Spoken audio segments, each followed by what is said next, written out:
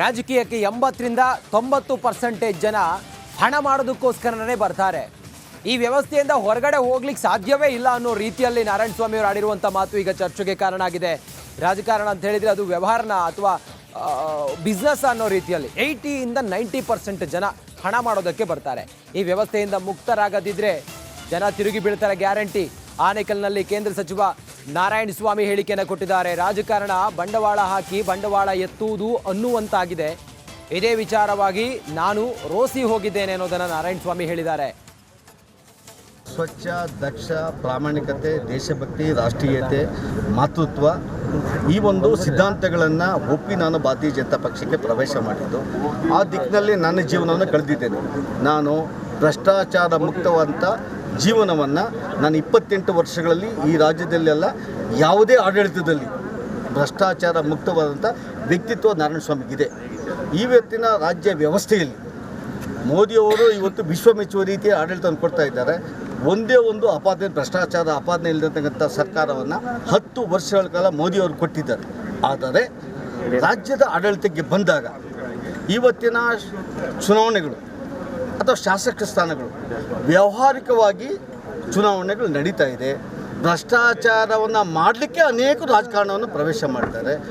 ಆ ಒಂದು ಮಾನಸಿಕತೆಯಿಂದ ನಾನು ದೂರ ಉಳಿಬೇಕಂತ ನನ್ನ ಮನಸ್ಸಿದೆ. ಅದು 100% ಇದೆ. ನಾನು ಆ ರೀತಿ ಬೆಳೆದವನೇ. ಭ್ರಷ್ಟಾಚಾರವನ್ನು ವಿರೋಧ ಮಾಡಿ ಆನೇಕಲ್ ತಾಲೂಕಲ್ಲಿ BJP ಬೆಳೆದಿದ್ದು, ನಾರಾಯಣಸ್ವಾಮಿನ ಬೆಳೆದಿದ್ದು, ಆ ನಾರಾಯಣಸ್ವಾಮಿ ಬೆಂಬಲ ಈ ಕ್ಷೇತ್ರ ಜನ ಕೊಟ್ಟಿದ್ದು. ನನ್ನ ಆಡಳಿತವನ್ನು, ನನ್ನ ಈ ಒಂದು ವಿಚಾರಧಾರೆಯನ್ನು ನಾನು ಚಿತ್ರದುರ್ಗದಲ್ಲಿ ಲೋಕಸಭಾ ಸದಸ್ಯನಾಗಿದ್ದಾಗ ತೋರಿಸಿದ್ದೇನೆ, ಕೇಂದ್ರದಲ್ಲಿ ಮಂತ್ರಿ ಆಗಿದ್ದಾಗ ತೋರಿಸಿದ್ದೇನೆ. ನನ್ನ ಕಚೇರಿ ನಾರಾಯಣಸ್ವಾಮಿ ಅಂದರೆ ಭ್ರಷ್ಟಾಚಾರ ಮುಕ್ತವಾದಂಥ ಕಚೇರಿ. ನಾರಾಯಣಸ್ವಾಮಿ ಅಂದರೆ ಕಾರ್ಯಕರ್ತರ ಮಧ್ಯೆ ಬೆಳೆಯುವಂಥ ಕಾರ್ಯಕರ್ತ. ನಾರಾಯಣಸ್ವಾಮಿ ಅಂದರೆ ಕಾರ್ಯಕರ್ತರ ಹೃದಯದ ಮಿಡಿತಕ್ಕೆ ಸ್ಪಂದನೆ ಮಾಡುವಂಥ ಕಾರ್ಯಕರ್ತ. ಆ ಸ್ಥಿತಿಯನ್ನು ನಾನು ನೋಡ್ತಾ ಇಲ್ಲ. ಅದಕ್ಕೆ ನೋವಿದೆ ನನಗೆ. ನಾನು ರಾಮರಾಜ್ಯದ ಕನಸನ್ನು ಕಾಣೋನು, ನಾನು ಆ ದಿಕ್ಕಿನಲ್ಲೇ ನಡೆಯೋನು. ಅಂತೂ ಸಾಕಷ್ಟು ಜಟಾಪಟಿಯ ನಂತರ ನಿಗಮ ಮಂಡಳಿಯವರು ನೇಮಕ ಮಾಡಿದ್ರು. ಆದರೆ ಈ ನಿಗಮ ಮಂಡಳಿ ನೇಮಕದಲ್ಲಿ ಗೊಂದಲ ಹಾಗೆ ಎಡವಟ್ಟನ್ನ ಮಾಡಿದ್ದಾರೆ. ಬಹಳ ಪ್ರಮುಖವಾಗಿ ಅವರು ಪಕ್ಷದವರೇ ಹೇಳ್ತಾ ಇರುವಂತದ್ದು ಇದು. ನಿಯಮದಲ್ಲಿ ಅವಕಾಶ ಇಲ್ಲದೆ ಇದ್ರೂ ಕೂಡ ಅಧ್ಯಕ್ಷರಾಗಿ ನೇಮಿಸಿ ಆದೇಶವನ್ನು ಹೊರಡಿಸಿದ್ದಾರೆ. ಸರ್ಕಾರದ ನಡವಳಿಕೆ ಶಾಸಕ ವಿಜಯಾನಂದ ಕಾಶಪ್ಪನವರು ಸಿಟ್ಟು. ಕಾಶಪ್ಪನವರಿಗೆ ಕ್ರೀಡಾ ಪ್ರಾಧಿಕಾರದ ಅಧ್ಯಕ್ಷ ಸ್ಥಾನ ನೀಡಿದ್ದಾರೆ ಸಿಎಂ ಸಿದ್ದರಾಮಯ್ಯ. ಕ್ರೀಡಾ ಪ್ರಾಧಿಕಾರದ ಬೈಲಾದಲ್ಲೇ ಇದಕ್ಕೆ ಅವಕಾಶ ಇಲ್ಲ. ಬೈಲಾದ ನಿಯಮವನ್ನು ಮೀರಿ ಆದೇಶ ಹೊರಡಿಸಿದ್ರ ಹಾಗಾದ್ರೆ ಸಿಎಂ ಸಿದ್ದರಾಮಯ್ಯ ಕ್ರೀಡಾ ಪ್ರಾಧಿಕಾರಕ್ಕೆ ಕ್ರೀಡಾ ಸಚಿವರೇ ಅಧ್ಯಕ್ಷರಾಗ್ತಾರೆ ಅಂತ ಹೇಳಿದ್ರೆ ಎಂತದು ಅಂತ ಕಾಶಪ್ಪನವರು ಆಕ್ರೋಶವನ್ನು ವ್ಯಕ್ತಪಡಿಸ್ತಾ ಇದ್ದಾರೆ ಸಿಎಂ ಸಿದ್ದರಾಮಯ್ಯನವರ ವಿರುದ್ಧ.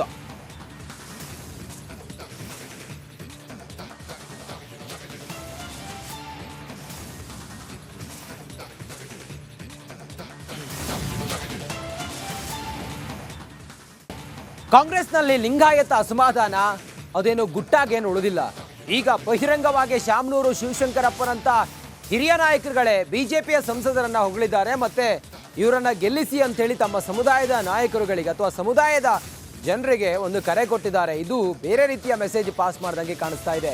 BY ರಾಘವೇಂದ್ರ ಗೆಲುವಿಗೆ ಶಾಮನೂರು ಶಿವಶಂಕರಪ್ಪನವರು ಕರೆ ಕೊಟ್ಟಿದ್ದಾರೆ. ರಾಘವೇಂದ್ರ ಗೆಲುವಿಗೆ ಕರೆ ನೀಡಿದ್ದಾರೆ ಶಾಮನೂರು ಶಿವಶಂಕರಪ್ಪ. ಶಾಮನೂರು ಶಿವಶಂಕರಪ್ಪನವರ ಈ ಮಾತಿಗೆ ಈಗ ರಾಜ್ಯ ಕಾಂಗ್ರೆಸ್ ಒಂದು ರೀತಿಯಲ್ಲಿ ಮುಜುಗರಕ್ಕೊಳಗಾಗಿದೆ. ಪಾರ್ಲಿಮೆಂಟ್ ರಾಘವೇಂದ್ರನವರು ಮಾತನಾಡಿದ್ದಾರೆ. ಮೊಟ್ಟ ಮೊದಲಾಗಿ ಅವರಂಥ ಪಾರ್ಲಿಮೆಂಟ್ ಸದಸ್ಯರನ್ನ ಒಳತರ್ತಕ್ಕ ನೀವೇ ಧನ್ಯರು ಅಂತ ಹೇಳ್ಬಿಟ್ಟು ನನ್ನ ಅಭಿಪ್ರಾಯ. ಏಕೆಂದರೆ ತಮ್ಮ ಕ್ಷೇತ್ರದಲ್ಲಿ ಯಾವ ಕೆಲಸ ಆಗಬೇಕು ಅನ್ನೋದನ್ನು ನೋಡಿಕೊಂಡು ಆ ಎಲ್ಲ ಕೆಲಸಗಳಿಗೂ ಕೂಡ ತಮ್ಮ ಕೈಯಿಂದ ಆಗದೇ ಇದ್ದರೂ ಕೂಡ ಆಗುವ ರೀತಿಯಲ್ಲಿ ಕೆಲಸವನ್ನು ಮಾಡಿ ತೋರಿಸಿಕೊಟ್ಟಿರ್ತಕ್ಕಂಥ ಧೀಮಂತ ನಾಯಕ ಅಂತ ಹೇಳಿದ್ರೆ ತಪ್ಪಾಗಲಾರದು.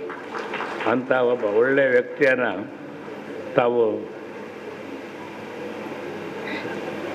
ಪಾರ್ಲಿಮೆಂಟ್ ಸದಸ್ಯರಾಗಿ ಆರಿಸಿರೋದು ಭಾಳ ಒಳ್ಳೆಯ ಕೆಲಸವನ್ನು ನಿಮ್ಮ ಕ್ಷೇತ್ರ ಜನ ಮಾಡಿದ್ದಾರೆ ಅಂತ ನನ್ನ ಅಭಿಪ್ರಾಯ.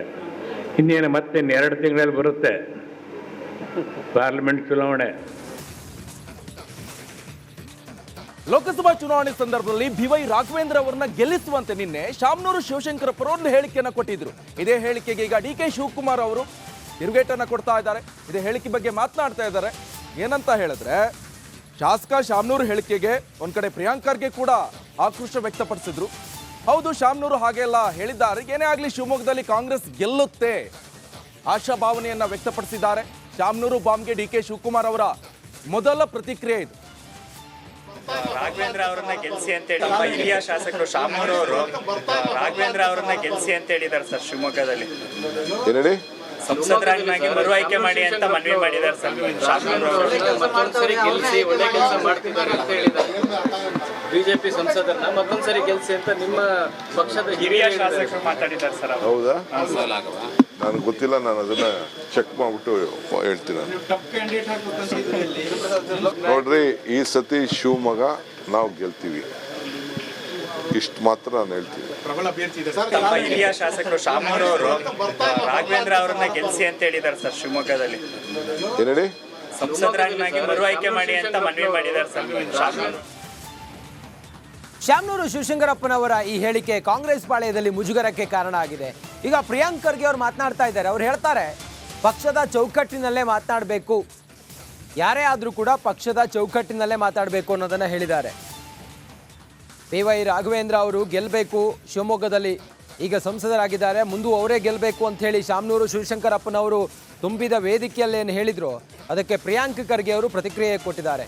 ಬನ್ನಿ ಅವ್ರು ಏನು ಹೇಳಿದ್ದಾರೆ ನೋಡೋಣ. ಚೌಕಟ್ಟಿನಲ್ಲೇ ಇರಬೇಕಾಗಿ ಇಲ್ಲ, ಯಾರೇ ಇರ್ಬೋದು, ಪಕ್ಷದ ಚೌಕಟ್ಟಿನಲ್ಲೇ ಇರಬೇಕಾಗಿ ನಾನಿರ್ಬೋದು, ಬೇರೆ ಯಾರನ್ನ ಇರ್ಬೋದು. ಅವ್ರು ಬಹುಶಃ ಅವ್ರ ಆತ್ಮೀಯತೆಯಿಂದ ಏನಾದರೂ ಆ ವೇದಿಕೆ ಮೇಲೆ ಹೇಳಿರ್ಬೋದು. ಅಲ್ಲಿ ಅದು ಪಕ್ಷದ ವೇದಿಕೆ ಅಲ್ಲ ಅಂತ ನಾನು ಭಾವಿಸ್ತಾ ಇದ್ದೀನಿ. ನನಗೆ ಅದ್ರ ಬಗ್ಗೆ ಹೆಚ್ಚಿನ ಮಾಹಿತಿ ಇಲ್ಲ, ಯಾರೇ ಇರ್ಬೋದು, ಪಕ್ಷದ ಚೌಕಟ್ಟಿನಲ್ಲೇ ಇರಬೇಕಾಗಿ ನಾನಿರ್ಬೋದು, ಬೇರೆ ಯಾರನ್ನ ಇರ್ಬೋದು. ಅವ್ರು ಬಹುಶಃ ಅವ್ರ ಆತ್ಮೀಯತೆಯಿಂದ ಏನಾದರೂ ಆ ವೇದಿಕೆ ಮೇಲೆ ಹೇಳಿರ್ಬೋದು. ಅಲ್ಲಿ ಅದು ಇದೆಯೋ ನನಗೆ ಗೊತ್ತಿಲ್ಲ. ಕಲಬುರಗಿಯಲ್ಲಿ ಎಐಸಿಸಿ ಅಧ್ಯಕ್ಷ ಮಲ್ಲಿಕಾರ್ಜುನ್ ಖರ್ಗೆ ಅವರು ಹೇಳಿರುವಂಥದ್ದು, ಊಹಾಪೋಹಗಳ ಬಗ್ಗೆ ನಾನು ಮಾತನಾಡಲ್ಲ, ನಾನೇನಿದ್ರು ಒಂದು ಕಡೆ ಇದ್ರೆ ಒಳ್ಳೆಯ ಫೈಟ್ ಅನ್ನು ಕೊಟ್ಟು ಯಶಸ್ವಿ ಆಗ್ತಿತ್ತು.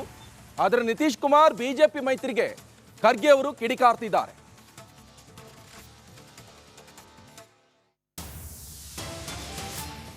ಹೊರಗೆ ಹೋಗ್ತಾ ಇದ್ದಾರ, ಇನ್ನೂ ಅದ್ರ ಬಗ್ಗೆ ನನಗೇನು ಮಾಹಿತಿ ಬಂದಿಲ್ಲ.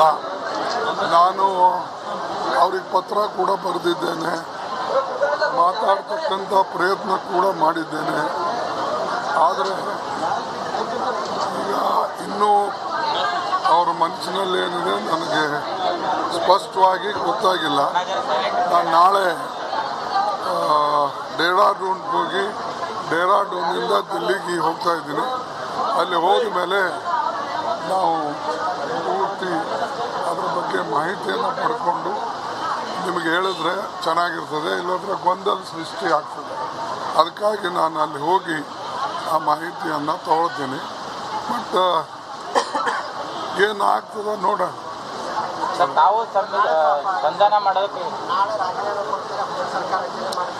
ಅದೇ ನಾ ಹೇಳ್ದೆ, ನಮಗೆ ಆ ಮಾಹಿತಿ ಇದೆ. ಈಗ ಅಲ್ಲಿಂದ ಅವರು ಏನು ಗವರ್ನರ್ ಹತ್ರ ಹೋಗಿದ್ದಾರೋ ಅಥವಾ ಹೋಗ್ತಾ ಇದ್ದಾರೋ ಅಥವಾ ಬೇರೆ ನಮಗೇನು ತಿಳಿಸಿಲ್ಲಲ್ಲ. ನಾವು ಇಂಡಿಯಾ ಪಾರ್ಟಿಗೆ ಏನಾರ ಇದ್ರ ಮಾಹಿತಿ ಇತ್ತಂದರೆ ನಾನು ಅಥೆಂಟಿಕ್ವಾಗಿ ಹೇಳ್ಬೋದು.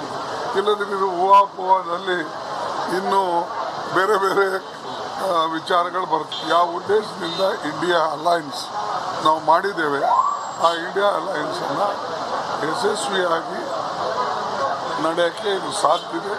ಮತ್ತು ಇನ್ನೂ ನಾವು ಅಪೇಕ್ಷೆ ಮಾಡ್ತಾ ಇದ್ದೇವೆ, ಯಾರು ಈ ದೇಶದ ಸಂವಿಧಾನ ಮತ್ತು ಪ್ರಜಾಪ್ರಭುತ್ವ ಉಳಿಸ್ಬೇಕು ಅಂತ ಹೇಳಿ ಇಚ್ಛೆ ಇದೆ, ಅವರು ಡೆಫಿನೆಟ್ಲಿ ಆತುರದ ಯಾವುದೇ ಹೆಜ್ಜೆ ಇಡೋದಿಲ್ಲ ಅಂತಕ್ಕಂಥದ್ದು ನನ್ನ ಒಂದು ಅನಿಸಿಕೆ.